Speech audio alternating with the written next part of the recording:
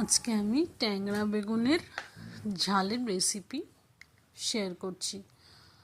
ট্যাংরা মাছ আমরা ছোট থেকে খুব খেয়েছি এবং এখনও বাজারে পাওয়া যায় ট্যাংরা মাছটা। তো রোজ রোজ কাতলা রুই খেয়ে খেয়ে যদি একঘেয়েমি লাগে তো মাঝে মাঝেই ট্যাংরা বেগুনের ঝোলটা করবেন। ট্যাংরা মাছ আমি নুন হলুদ লাগিয়ে ভেজে নিয়েছি। তারপর আমি কিছু বেগুন কেটে রেখেছি। কড়াতে তেল দিয়ে, কড়া না, এটা আমি একটা প্যান নিয়েছি, প্যানেতে তেল দিয়ে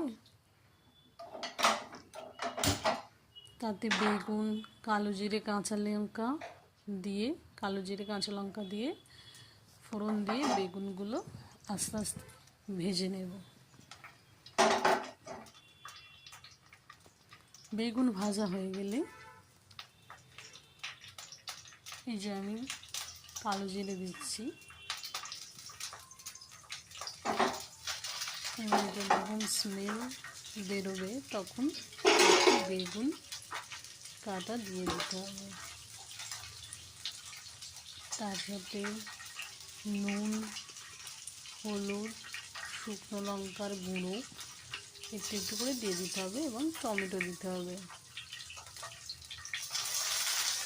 বেগুন তো খুব নরম একটা সবজি, সিদ্ধ হতে বেশি টাইম লাগে না। তো দেখতেই পাচ্ছি অল্প কিছুক্ষণ আমি রেখে একটু ভেজে নিয়েছি। ভেজে নেওয়ার পর নুন, হলুদ, শুকনো লঙ্কা, লঙ্কার গুঁড়ো দিয়ে জল ঢেলে দেব। জল ঢেলে সিদ্ধ হয়ে আসলে তারপর আমি মাছগুলো দিয়ে দেব। তো মাঝে মাঝে এই রেসিপিটা করে দেখবেন, একদম পাতলা ঝাল। এটাতে আমি পেঁয়াজ, আদা, রসুন কিচ্ছু দিই, জাস্ট শুকনো লঙ্কার গুঁড়ো দিয়েছি একটু, আর ফোড়নে দিয়েছি কালো জিরে আর কাঁচা লঙ্কা। এবং খুব ইজি, এটা তাড়াতাড়ি ঝটপট হয়ে যায়, খুব ইজি একটা রেসিপি, পাতলা একটা ঝোল। তো গরম গরম ভাতের সাথে দুর্দান্ত লাগে।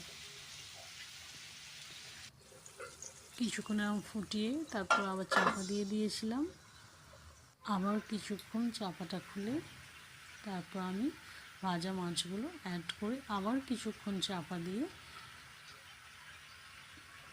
যাতে